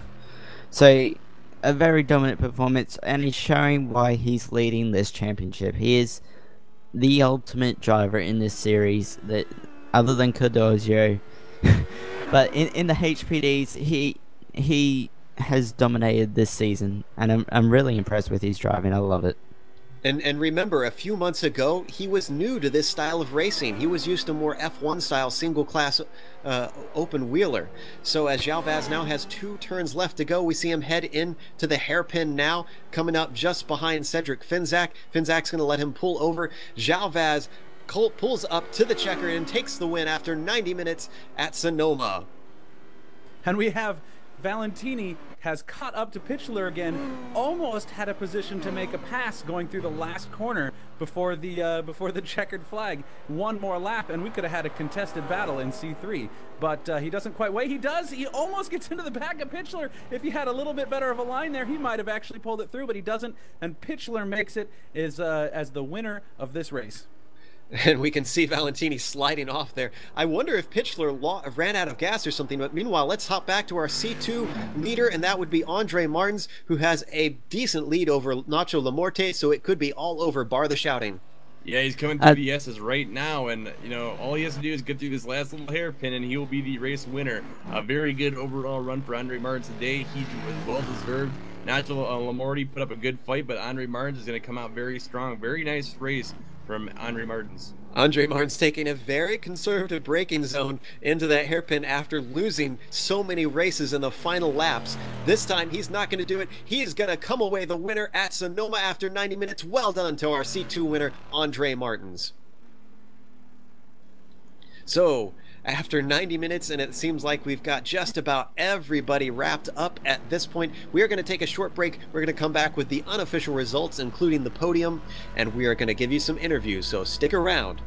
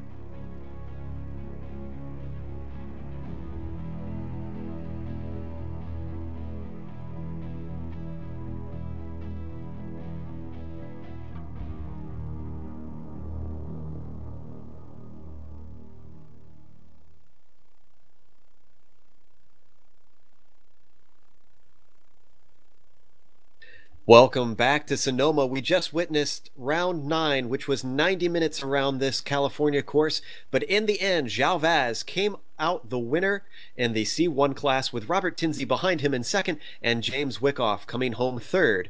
Then in C2, we had Andre Martins taking the win, finally his second win after some terribly bad luck throughout the season. Then Nacho Lamorte in second, and David DeRoche with a disappointing run to third. Then in C3, Patrick Pitchler took the win, but only just barely over Tom Valentini, with Cedric Finzak, despite some difficulties, coming home third, a lap down from his class leader. Also, and these results are brought to you by SimSeats, we have the driver of the race brought to you by Deco Designs, and today we have given that to João Vaz after an incredibly dominant performance, a lap ahead of every driver on the course. So incredible stuff from João Vaz. We have some interviews to talk to. First up, we actually have Vaz, and that will be taking place between Daniel.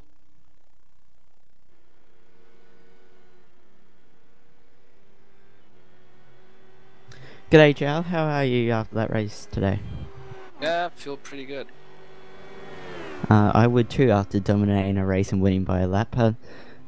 Just looking at your fastest time as well, you set it in lap 60 and you completed 65 laps, so the car was obviously good over the whole race. Yeah, the car was perfect, and this is one of my favorite tracks, by the way. I've been driving here since the time in NASCAR 2002. Those big stock cars and big heavy cars, so I really know this place well. I know how to go fast. Yeah, but the car setup was, I think I hit the nail in the head here. The car was perfect the whole run. The tires were awesome. I really love this new tire model. I think it suits the HPD very well, and yeah, I felt very comfortable today. Speaking of the new tire model, we've had a couple of races on it now, so are you feeling that the car is really coming to the tire now, unlike it was before? It's not so much in the tire. I think it's more in the way you drive the tire.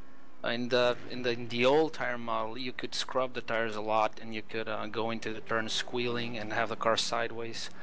It doesn't work this way in the new tire model. You really need to feather the throttle. You need to feather the brake. Just for you to have a picture, I rarely use the brake to 100% the pressure on the brake. And the throttle, I really feather it coming out of the turns, and I hammer the throttle down when I have the car absolutely under control. It's very important not to hit the brakes and slam the brakes, because if you do, you're going to push, and turn entry is really important in this turn model. Well, you've obviously nailed it really well, Joel, and congratulations on your dominant win today. Thank you, Daniel. Thank you. Next up, we have our second place finisher, Nacho Lamorte, in the C2 class, and now I'm going to talk to him. Nacho, it looks like you were getting very close to try and run down Andre. Do you feel he had better pace than you, or were you just making mistakes towards the end there that you lost the gap?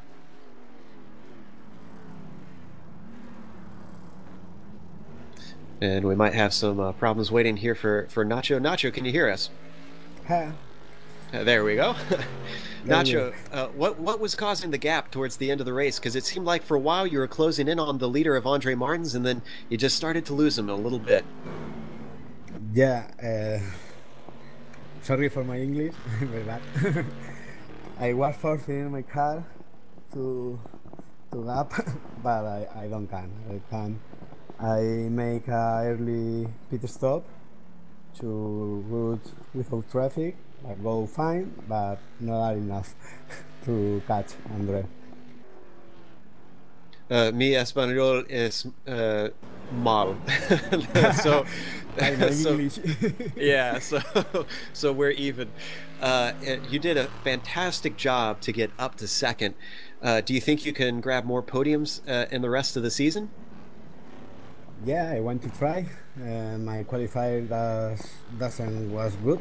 That I have in practice some 8, and I can't in the qualifying. My setup of qualifying was very helpful, but I want to try more time.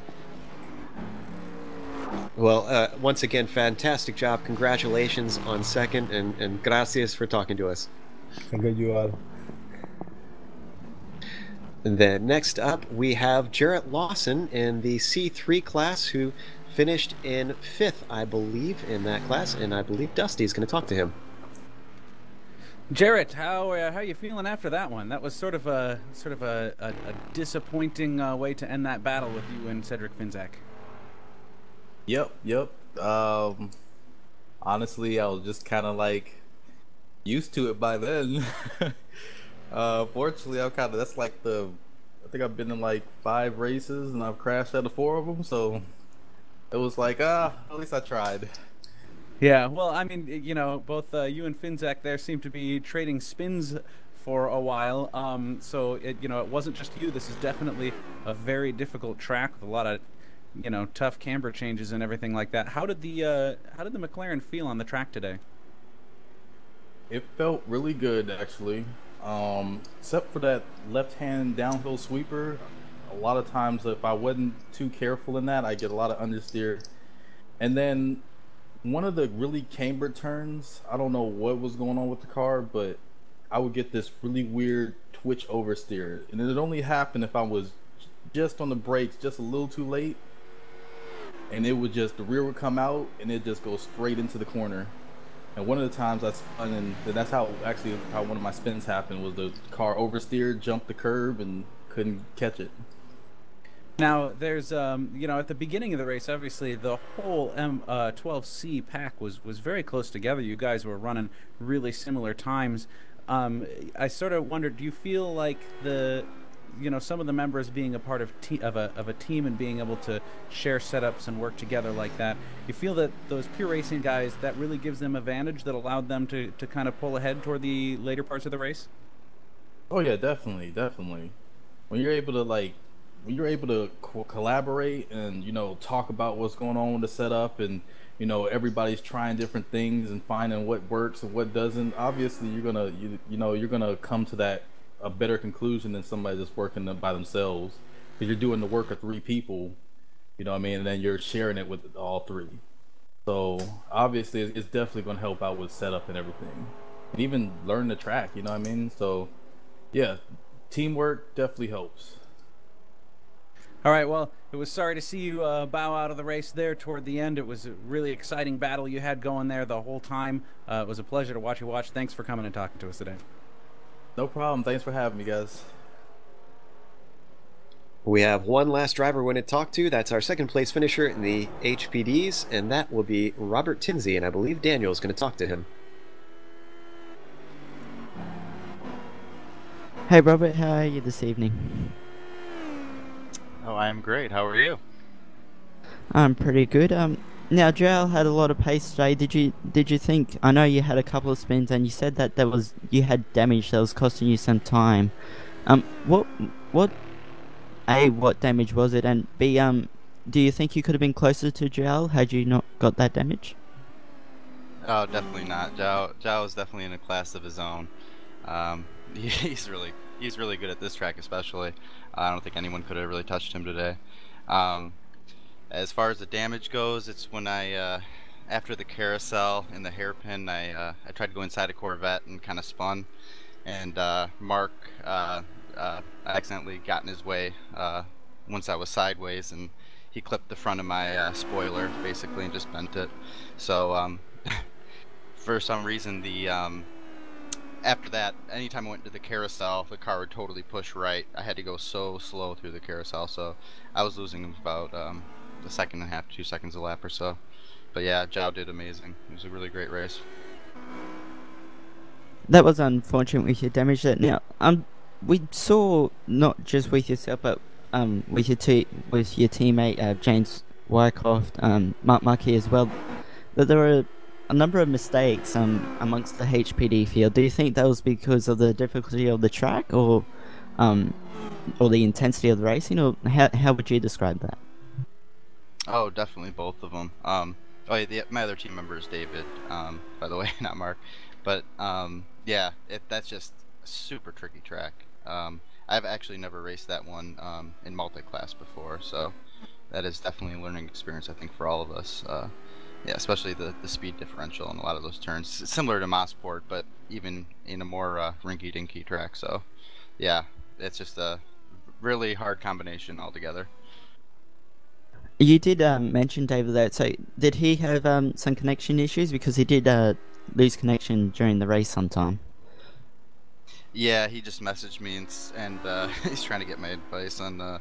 For some reason, I guess his network card just kept resetting for some random reason. I'm not sure if it's entering a power save mode, but yeah, we'll try to figure that out for him. That's pretty good. Thank you for talking to us, Robert, and we'll see you at the next round. Yeah, thanks a lot. Great job, guys. Love your broadcast. Thank you. We appreciate the compliments, but we are going to wrap up today, and we want to thank a few people before we go. Obviously, thanks to the sponsors of the series, Daco Designs and Sim Seats. Also, thanks to the organizers, Mario Beaudry and Marc-Andre Povin. We have to thank the software and hardware that we use to make these broadcasts possible, iRacing.com, XSplit, Twitch TV, Audio Technica, and AverMedia. Also, thanks to the team today, Dusty, Giancarlo, Daniel, Brian. They all make this possible. If you'd like to find out more about GSRC, you can find it at www.globalsimracingchannel.com, along with archived races and race highlights. We're also on Twitter at GSR Channel and Facebook at /Global Sim Racing Channel. Thanks go out to Doug Beard, who creates all the camera sets for the Global Sim Racing Channel. Also, a special thank you to Eric Ekholm, whose music is not only found here on GSRC, but in TV commercials, movie trailers, iTunes, and Spotify. If you like our music, tell Eric where you heard it at ericekholm.com. Additional thanks to Casey Lalonde, who also provides us with music for our broadcasts. You can find more of his music at caseylalonde.bandcamp.com. Our next race is going to be at Barber. That'll be Saturday, June 7th at 3:45 p.m. UTC. I'm very sad that I'm going to be missing that one because I love that track and it's going to be interesting. Very similar to this track as far as traffic being difficult. Our next broadcast, however, is going to be tomorrow. That'll be the simracing.pl one-off race at COTA. That'll be Saturday, May 25th at 5:45 p.m. UTC. Then after that, the Northwest Majors have their Indy 500 at Indianapolis on Sunday, May 25th, 6 p.m. Pacific. Then next week, the ASRS goes to Dover. That'll be Wednesday, May 28th at 6 p.m. Pacific. Then the iSuperspeedway Series picks up at Talladega Friday, May 30th at 7 p.m. Pacific. Also, we have the VSRA taking place at Silverstone Sunday, June 8th at 6 p.m. Pacific. Then the Continental Endurance Sports Car Series takes place at Kansas Saturday, June 14th at 10:30 p.m. UTC.